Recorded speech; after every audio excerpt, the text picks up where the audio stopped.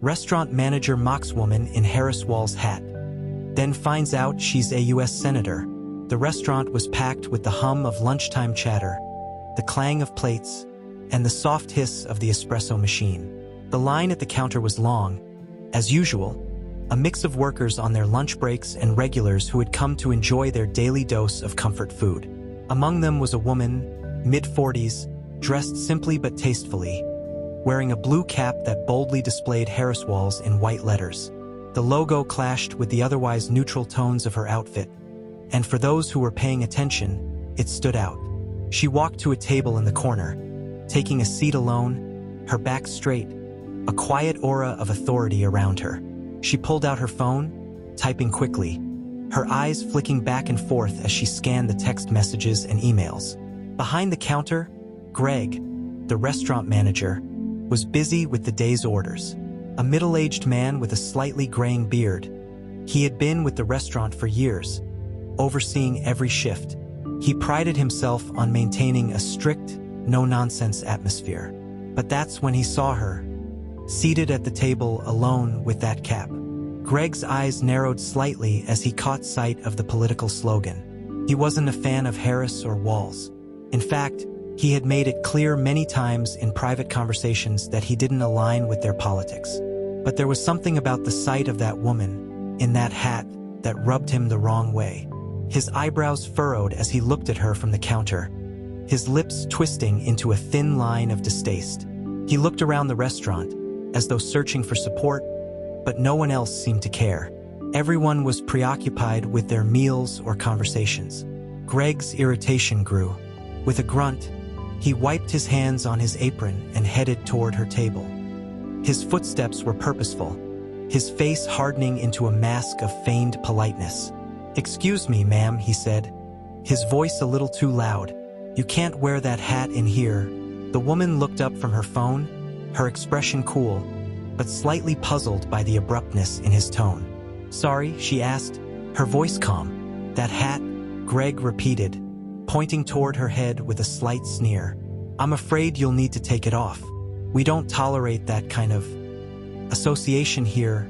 The woman blinked, clearly taken aback by the comment.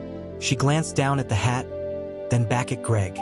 She was used to the occasional disagreement about politics, but she didn't expect it to happen in a restaurant.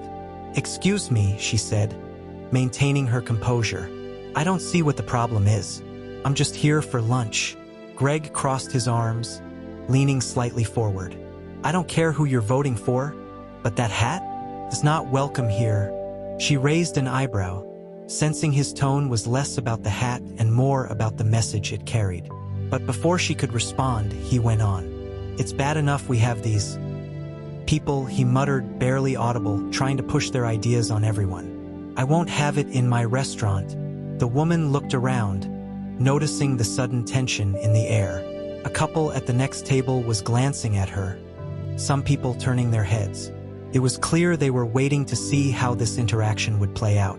"I'm sorry, but this is my personal choice," she said quietly, "and I'll be keeping the hat on." Greg's patience was running out.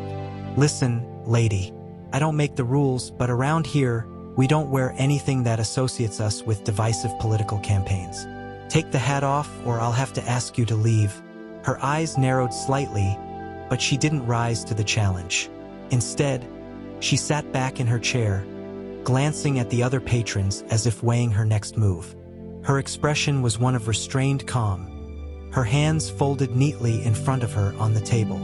"I'm happy to sit here in peace," she said. "I'm not bothering anyone." Greg, however, was adamant.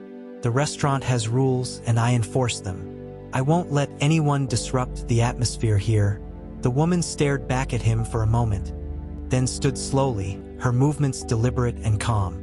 "Fine," she said, taking the hat off her head and placing it on the table. She gave Greg a cold, hard stare before sitting back down. "Happy now," she added, a sharpness creeping into her tone. Greg looked around, trying to maintain his control over the situation. "It's not about being happy," he said, his voice gruff. "It's about following the rules." She didn't respond, only returning to her phone. For a moment, the tension in the air seemed to settle, but Greg wasn't done yet. He stayed hovering at her table, watching, waiting for something, some reaction, anything to justify his actions.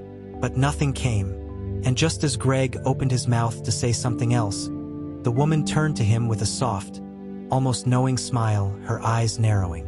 "I'm sorry, was there something else you wanted to discuss?"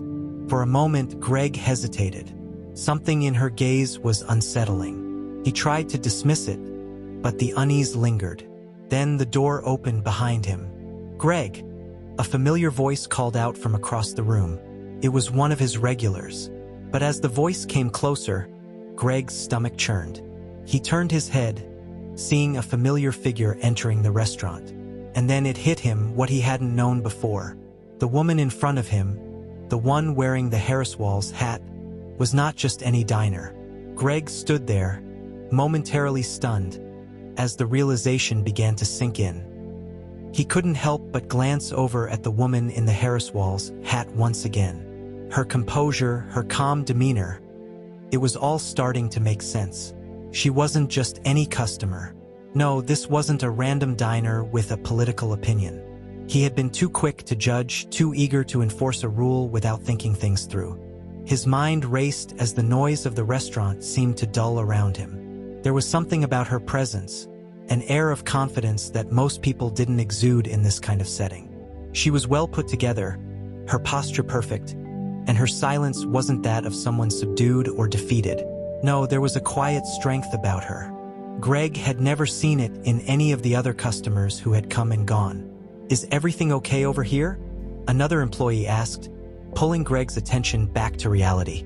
It was Lisa, one of the servers, her tone unsure but concerned as she glanced from Greg to the woman sitting at the table. Greg glanced at her and quickly forced a tight smile. "Yeah, just a little miscommunication," he said, trying to shake off the unease that had crept into his chest. He turned back to face the woman, but this time, something in her eyes caught him off guard.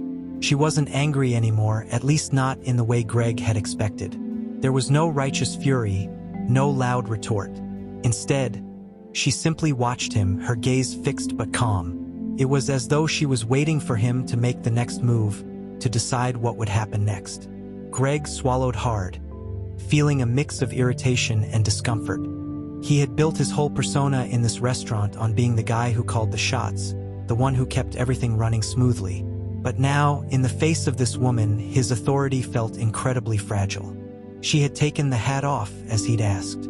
Yet, in his mind, he couldn't help but feel that she was still playing by her own rules. It wasn't about the hat anymore. It never had been. She was testing him, watching for a moment of weakness. And he hated it. He wanted to be in control. "Do you come here often?" Greg asked, his voice tight. He wasn't sure why he asked the question, but something about her calm made him want to keep the conversation going, to somehow regain the upper hand. The woman's eyes remained steady, her lips barely moving as she replied, "I do. It's a nice place. Clean, good coffee." Her words seemed almost too measured, too deliberate. Greg was used to casual conversations in the restaurant, but this felt different, more calculated somehow. He bristled at the lack of emotion in her voice. "It's a shame you're making a scene," Greg said, more to himself than to her. He immediately regretted the words as soon as they left his mouth. He was losing control. The woman didn't flinch. "I'm not making a scene, Greg," she replied, using his name for the first time. "But I think you've made one." Her tone was not hostile but rather matter-of-fact, as if she knew exactly how the situation would unfold. The silence stretched between them as Greg's mind scrambled for something to say, something to regain his footing. But all that came out was, "I'm just doing my job." She nodded slowly, her lips curling into a small smile. "I understand.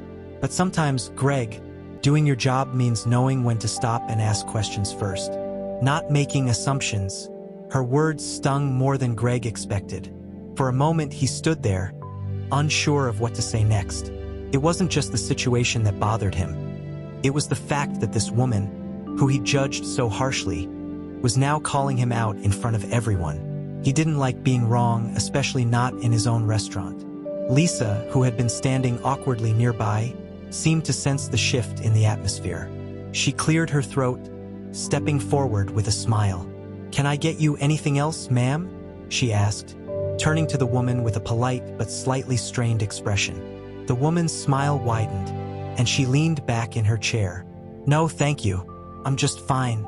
Her gaze flickered briefly to Greg, who was still standing rigidly by her table. There was no anger in her eyes, no resentment. Only a calm assurance that made Greg feel smaller than he cared to admit. For a long moment, he stood there, unsure how to proceed. His pride, which had carried him through countless situations, was suddenly at odds with the reality in front of him. He was the manager. He was the one in charge. Yet here he was, feeling increasingly helpless. "Greg, you're making this harder than it needs to be," the woman said, her voice cutting through the silence like a knife. "You don't have to be the bad guy here. I'm not looking for trouble." He didn't respond immediately, too caught up in the realization that she was right. He had escalated the situation far beyond what it needed to be, and now he had no way to back out without looking weak. He wanted to dismiss her, to move on, but something stopped him. Maybe it was her calm demeanor, or maybe it was the weight of the people around them. The regulars, the servers, all watching, all waiting to see what he would do. They were all silently aware of the tension hanging in the air, and Greg could feel the pressure building. He wasn't just answering to this woman now. He was answering to everyone in the room. But instead of saying anything further, he simply nodded, his hands twitching by his sides. "I'll get you some water," he said quickly, turning away before she could respond. He needed to get out of this moment, to compose himself before he did or said anything else that might make the situation worse. The woman didn't say anything else as he walked away, but as Greg glanced back over his shoulder, he caught her looking at him, her gaze unwavering. In that brief moment, Greg felt the sting of realization settle in. He had just met someone who wasn't intimidated by his position or his authority, and that, more than anything, unsettled him. Greg returned to the back of the cafe, his mind still spinning from the uncomfortable exchange. The clink of dishes and the soft hum of conversation from the dining area felt distant as he tried to refocus. He was the manager, the one in control. He reminded himself of that repeatedly, but each time the words felt weaker. He had always been good at handling tense situations, but this one was different.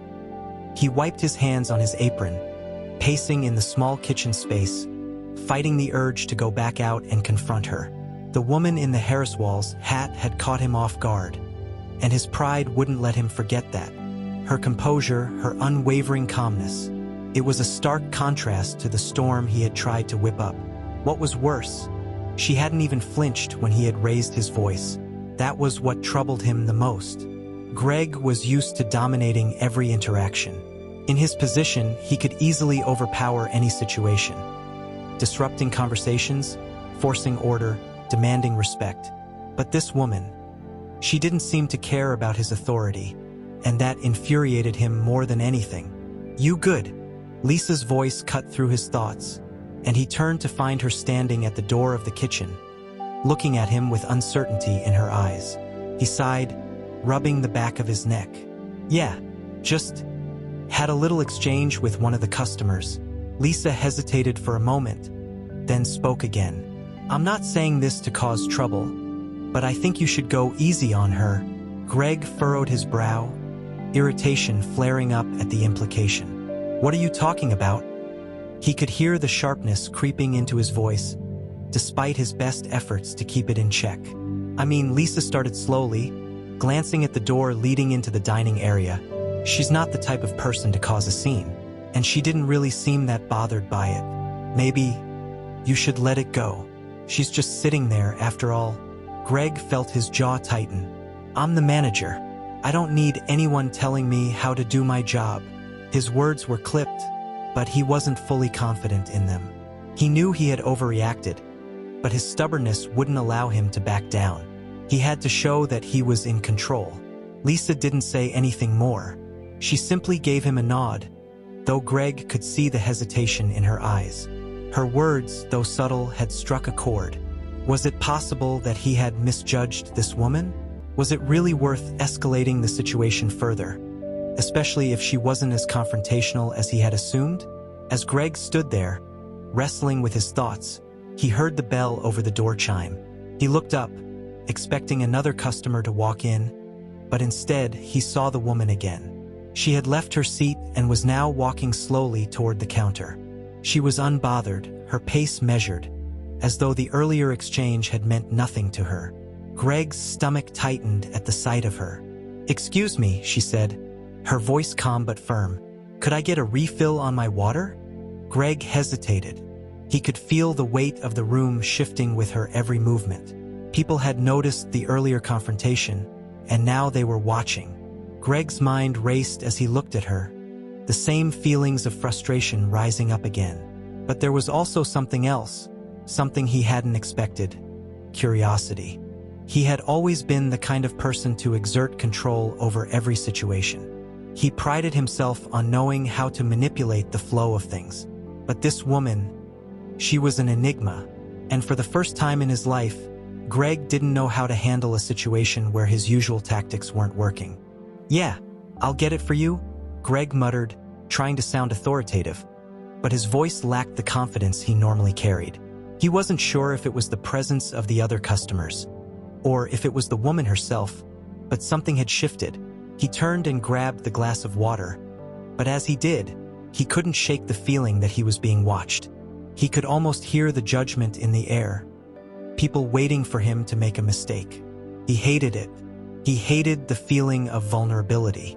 When he turned back around to hand her the water, the woman had already pulled her phone from her pocket. She was looking at the screen with complete disinterest, as if she didn't care whether he handed her the water or not. Greg's patience was running thin. "Is there a problem?" Greg asked, his words coming out harsher than he intended.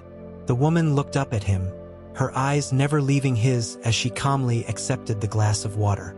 No problem at all," she said, her voice soft but clear. "Just a regular customer here, like everyone else." Greg felt his blood boil. She was treating him like he didn't even matter, like the whole earlier interaction had been some minor inconvenience. He had been so sure of himself, so certain that he could make her back down. But now, there was no satisfaction in the power he thought he had over her. Instead, all he felt was a growing frustration. Greg started trying to regain some of his composure. "I don't think it's appropriate to wear that kind of thing in here. It's not professional." The woman's gaze remained steady as she met his eyes.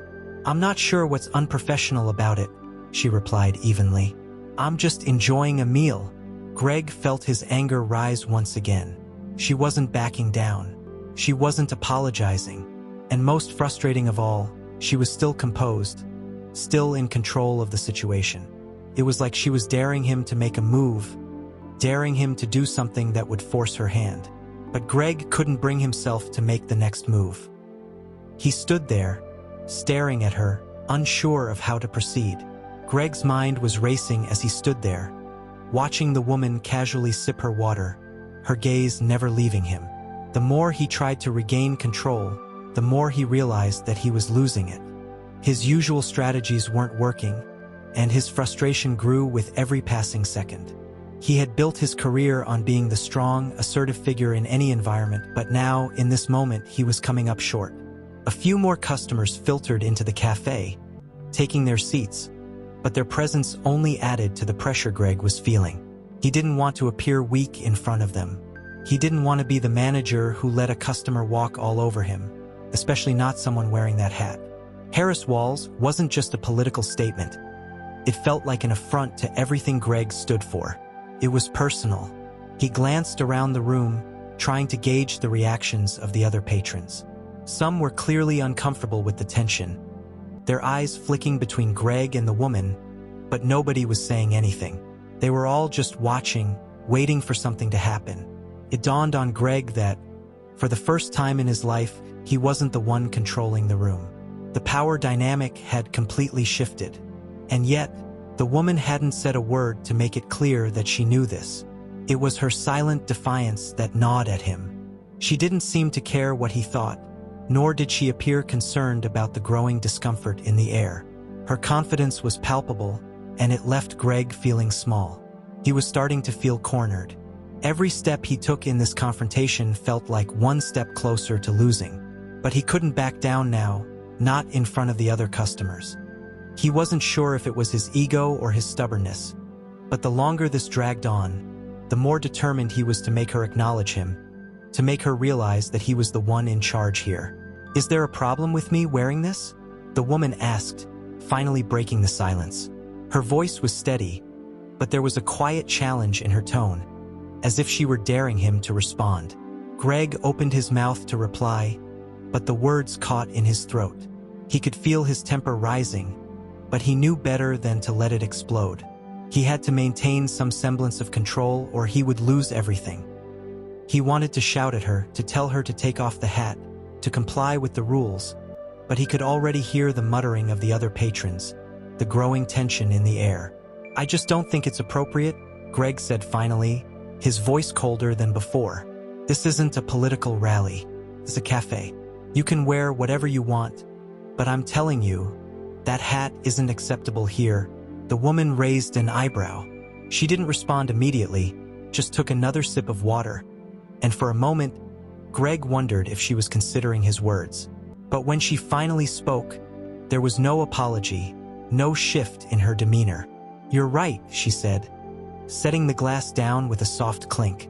"This isn't a rally. It's a place where people come to relax and enjoy their day.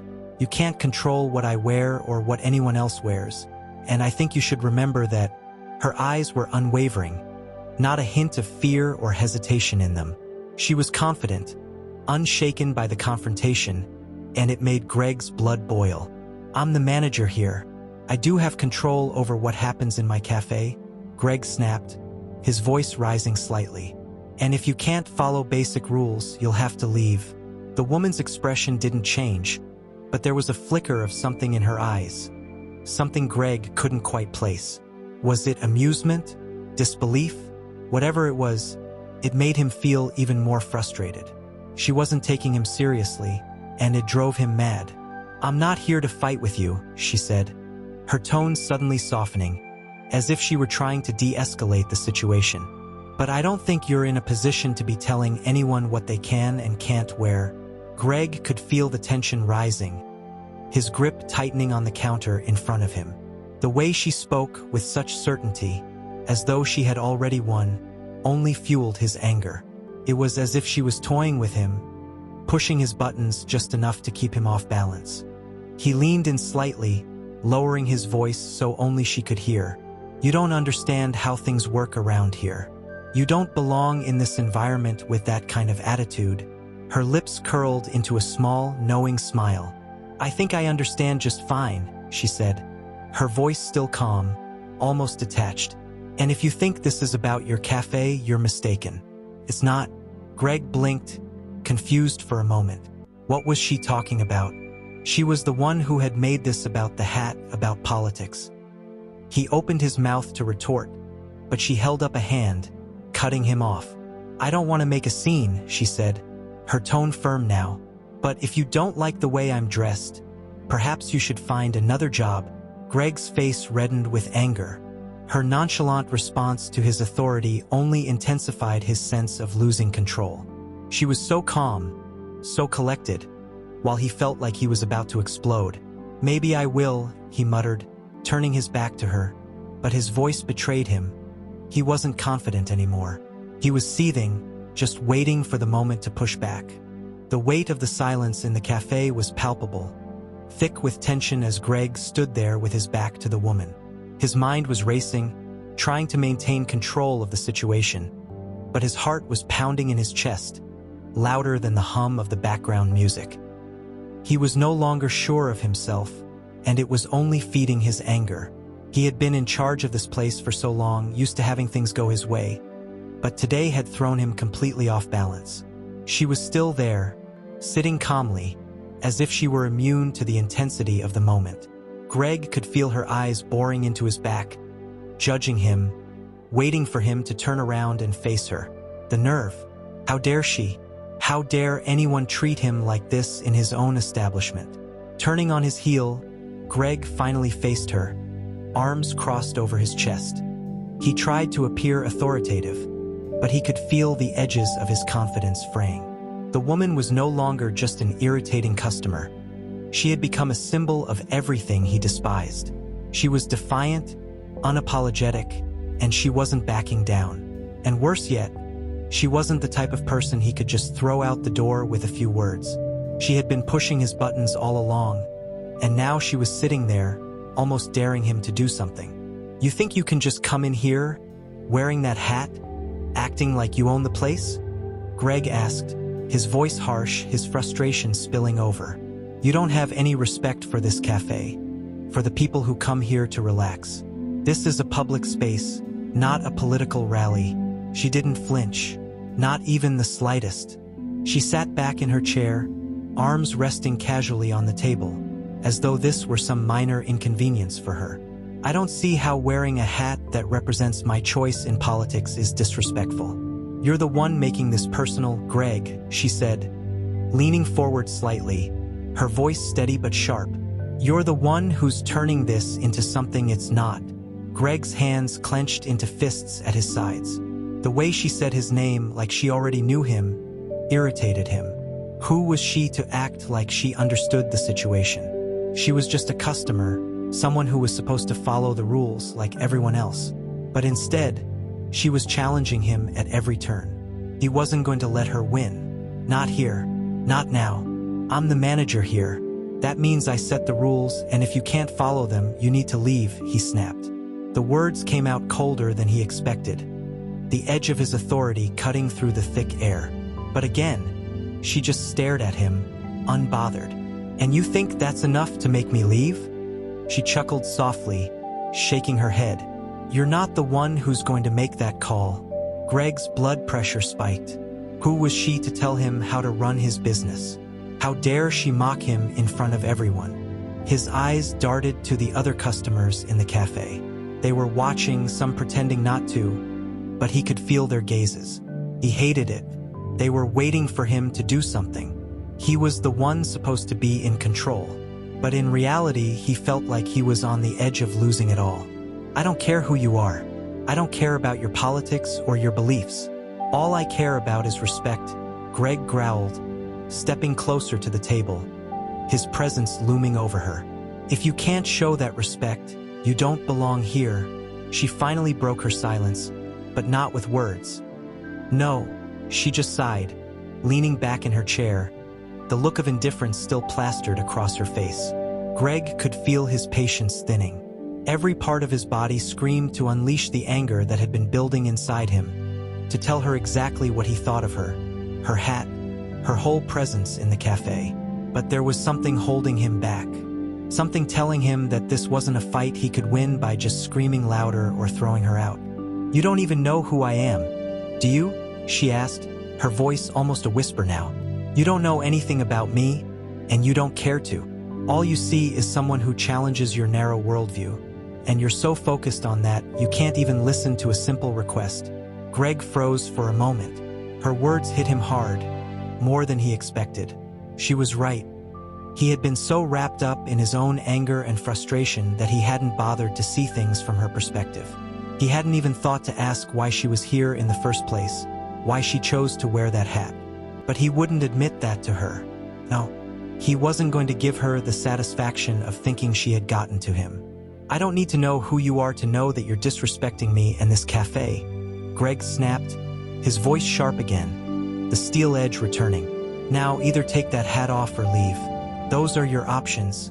She looked up at him, her gaze unwavering, like she was seeing through him, peeling back his layers until she could see the weakness behind his bravado. It made him uncomfortable. For a brief second, he felt exposed. But then, as if she could read his mind, she spoke again, her tone dripping with mock sympathy. "You don't get it, do you? You think you have power because you manage this place. But you don't. Not here. Not with me. And definitely not with anyone who refuses to be intimidated by you." Greg's hands balled into fists, his jaw tightening. But before he could retort, the door to the cafe opened, and a new wave of customers poured in. The interruption was enough to snap him out of his fury, but only for a moment. He knew this couldn't go on forever. Something had to break, and soon. The tension between them simmered, but no resolution was in sight. The longer it stretched on, the harder it became for Greg to maintain his composure. She had won in one sense already. He could feel it, the small but undeniable shift in the dynamic. It was only a matter of time before he would be forced to confront the reality of this situation. But for now, he remained standing there, trying to hold on to whatever power he had left. And still, she sat, unflinching, silently challenging him to make the next move. The standoff between Greg and the woman was becoming unbearable. Each second stretched longer than the last as he stared down at her, trying to force himself to be the one in control. But the reality was settling in. He wasn't in control at all. He had been lashing out from the moment she walked in, and now, as they stood in the middle of the bustling cafe, the walls seemed to close in on him. The murmurs of customers around him felt like whispers of judgment, their eyes silently accusing him of being the aggressor. He couldn't afford to lose face. He couldn't let her win. Not like this. Not in front of his staff, in front of his customers. He wasn't some weakling who could just be humiliated by a woman wearing a hat. This was his cafe, his domain, and he would show her that he had the power to remove anyone who didn't respect him. His hands shook as he clenched his fists tighter, trying to control the rising anger that threatened to explode. The woman across from him was unfazed, still sitting back, watching him with an unsettling calmness in her eyes. It was as if she had known exactly how this was going to unfold, like she had seen it all before. The more he thought about it, the more he realized she was right. He had no real power here. Not anymore. Do you really think I care about your little game? Greg spat out, voice rising once again. You come in here with your hat, thinking you can disrupt everything, and then you sit there, smugly, daring me to do something about it? Well, I'll tell you one thing, I'm done playing nice. You can either remove that hat or I'll have to ask you to leave again. The woman didn't respond immediately. She simply looked up at him, her eyes calculating, assessing. Greg's frustration boiled over as she took a slow breath, almost like she was savoring the moment. Finally, she spoke, her voice calm and even, a sharp contrast to his frantic words. You really don't know who I am, do you? She said, her tone almost dismissive. I'm not some random person you can intimidate or order around. Greg froze for a moment, his anger faltering as she spoke. There was something in her voice, something knowing that made him uneasy. He had expected defiance, maybe even some pleading. But her calmness, her steady presence, sent an unsettling shiver down his spine. He opened his mouth to retort, but she didn't give him a chance. You're going to regret this, she said simply, standing up slowly from the table. Greg stepped back, instinctively bracing himself. Regret what, exactly? He tried to sound confident, but the words were strained, his voice cracking under the pressure. At that moment, just as the tension reached its peak, the door to the cafe opened again, and a few more patrons entered. For a moment, Greg was distracted enough to glance away from her for the briefest of seconds. When he looked back, it was as if the air itself had changed. The woman had straightened up, no longer sitting back passively. There was something in her posture, a shift in her body language that immediately made him uneasy. She tilted her head slightly, a glint of amusement flashing across her eyes. I'm not just some customer, Greg, she said quietly. You've made a big mistake. And now, I'm going to make sure everyone knows it. Greg blinked, trying to make sense of her words. It was as if the entire room shifted. His mind was a whirl of confusion, trying to piece together what was happening. What was she talking about? What did she mean? He opened his mouth, ready to demand answers, but before he could, the door swung open again, and this time a familiar figure entered. It was an older man, dressed in a sharp suit, looking every bit the part of a businessman. Greg's stomach dropped as he saw him step through the door, his eyes scanning the cafe before landing on the woman. Without thinking, Greg straightened up, but the man's next words cut through him like a knife. Everything okay here, Miss Hayes? Greg's heart skipped a beat, his mind struggling to process the name. Ms. Hayes? He had heard that name before, but it was one he hadn't expected to hear today. The woman in front of him, who he had been so sure was just an inconvenience to be dealt with, was now the center of his world, and everything had shifted. Ms. Hayes. The name rang a bell in his mind. He knew who she was now. She was a local politician, the mayor's right hand, and one of the most influential people in the city. How had he not recognized her? The realization hit him with a sickening force. He had been yelling at a political figure, humiliating her in front of everyone, treating her like some ordinary troublemaker. She turned to the man, a small, knowing smile tugging at her lips. "I'm fine, Mr. Thompson," she said, the calmness in her voice sending a jolt of dread through Greg's chest. "Just having a conversation with your manager here. He's been quite the challenge." Mr. Thompson's eyes shifted to Greg, a coldness in them that instantly made Greg's blood run cold. He felt smaller by the second, each word of his earlier outbursts ringing louder in his ears. This wasn't just about the hat. This wasn't just about her political views. He had crossed a line, and now he was fully aware of it. Greg's throat went dry. I didn't know," he stammered, his usual confidence gone, replaced by a crushing sense of guilt. "I didn't realize." "You didn't realize who you were dealing with, did you?" she said, her voice dripping with a quiet satisfaction that made Greg's stomach turn. "It's too late for that now." Before Greg could say anything else, Mr. Thompson spoke again, his tone sharp and cold. "Greg, you've made a mistake here," he said firmly, "and I think it's time you reflect on how you've treated people. Maybe you need to reconsider your position here." The words stung, each one a hammer striking him in the chest. His world had been turned upside down, and all the pride he had been holding on to came crashing down around him. This wasn't just about a political disagreement. It wasn't just about the hat. It was about respect, about power, and about how far Greg was willing to go to maintain control. And now he had lost it all. The woman, Ms. Hayes, was smiling now, her eyes never leaving him. There was no more anger, no more confrontation. She had won, and he had been defeated without even realizing it. "I think it's time for you to step down, Greg," Mr. Thompson said, his voice leaving no room for argument. Greg stood there, unable to speak, unable to defend himself. Greg stood frozen, his body trembling, eyes darting between Ms. Hayes and Mr. Thompson. The weight of the moment was too much to bear. His entire sense of self, his reputation, his control over the cafe, it all felt like it was slipping through his fingers. His breath came in shallow gasps, the world around him spinning faster than he could process. "You think I should step down?" Greg finally managed to croak, his voice shaky and uncertain. It wasn't a question. It was an attempt at defiance, a last-ditch effort to cling to whatever pride remained within him. But as the words left his mouth, he realized how weak they sounded. The confidence he had once held in his position had evaporated.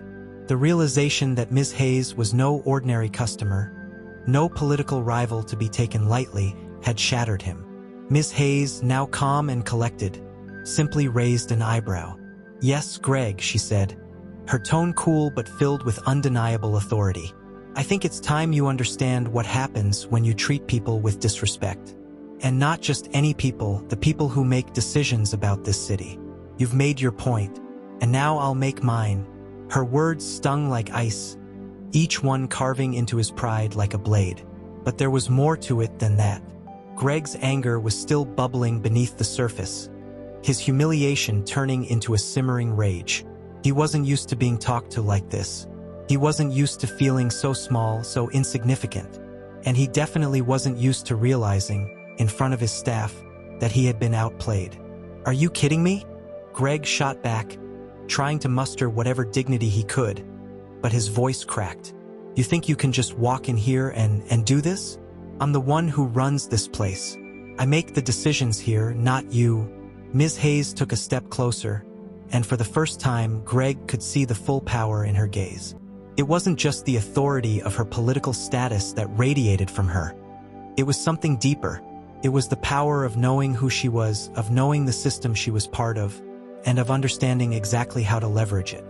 She was far from the helpless victim he had tried to paint her as earlier. "You're right," she said, her voice suddenly soft, almost patronizing.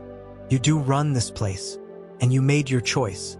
You chose to humiliate me, to act as though your little cafe was some sort of kingdom where you could do whatever you wanted.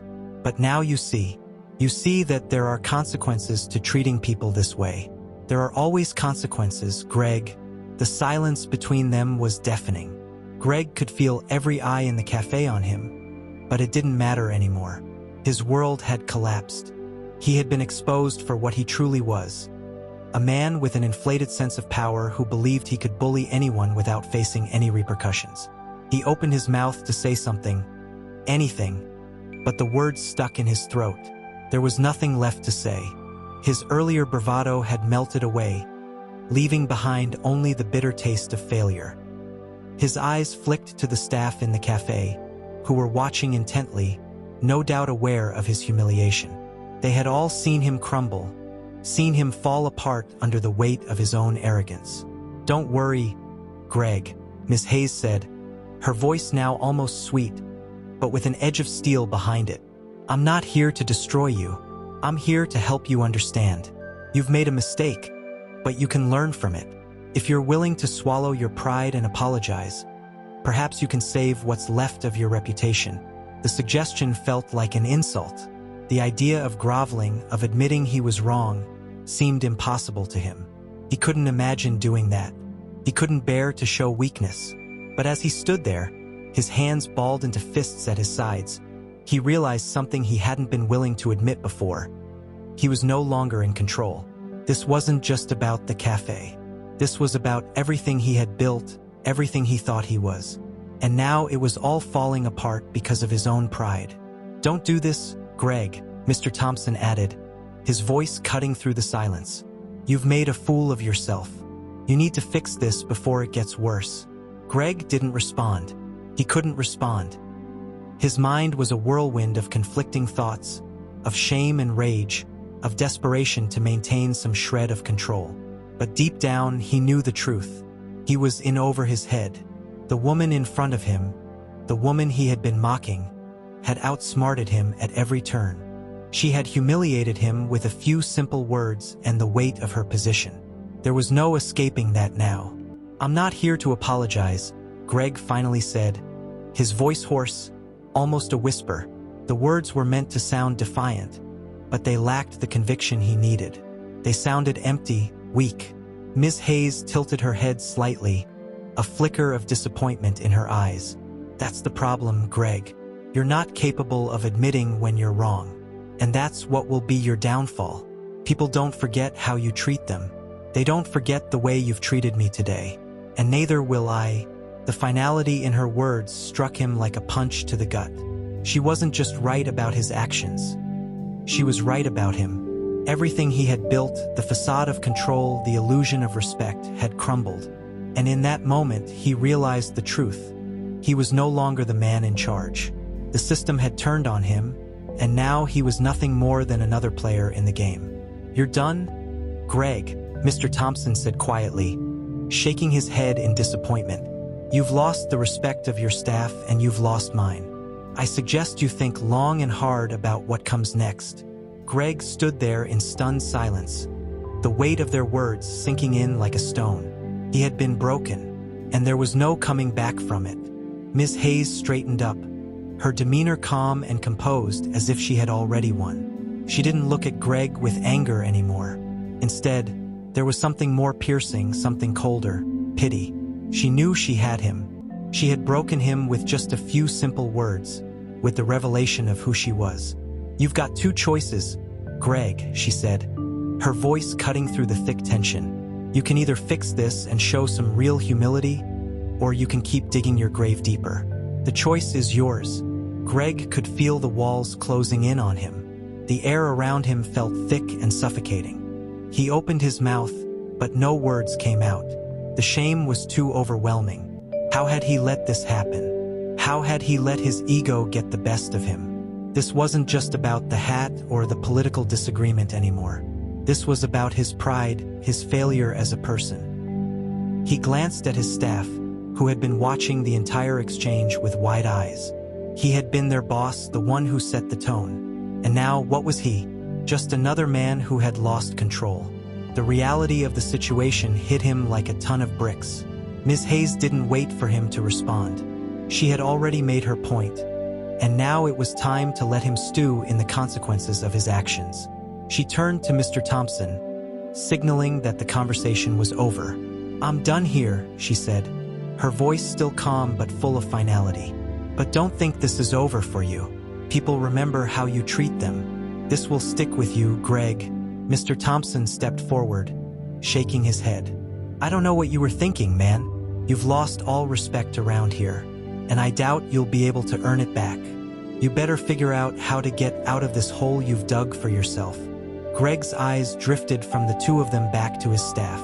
Some of them were still standing at the counter, looking at him in disbelief.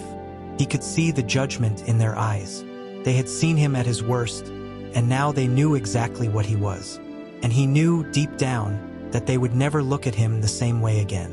He had shattered his own reputation, and nothing he could say now would fix it. Ms. Hayes had already turned to leave, walking towards the door with the grace of someone who had just won a battle. Greg stood there, paralyzed, not knowing what to do next. He was completely at a loss. "You've lost everything," Mr. Thompson said one final time, his voice almost sorrowful now. "You need to wake up and realize that no one's going to let you get away with this." As Ms. Hayes stepped out of the cafe, the weight of her words lingered in the air.